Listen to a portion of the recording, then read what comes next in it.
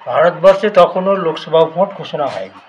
বাড়িতে বসে টিভিতে দেখছি গতবারের থেকেও এবারে সেনাবাহিনী বেঙ্গলে অনেক বেশি দেওয়া হচ্ছে।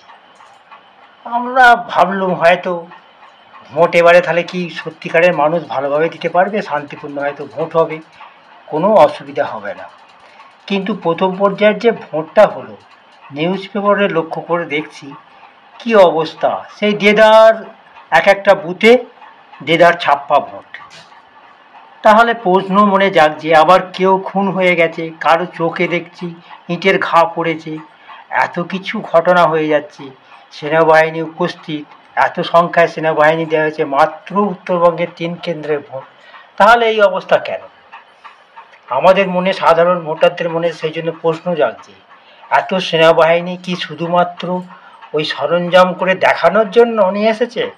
আমাদের সিস্টেমটা কি আছে? নির্বাচন কমিশন সাধারণ ভোটারকে জানাক যে সেনাবাহিনীর সংখ্যা বেশি দিলেও আপনাদের নিরাপত্তা নেই। তাহলে আমরা সেরকম রেডি হয়ে যাব কি না যাব ভোট কেন্দ্রে, সেটা আমরা নিজেরা ঠিক করে নেব।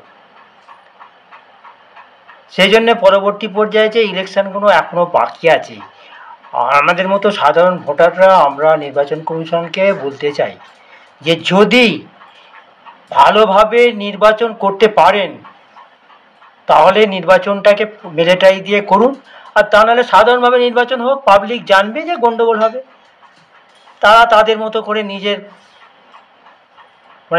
নিজের রক্ষা কবচ নিয়ে ভোট দিতে যাবে, না পারলে যাব না।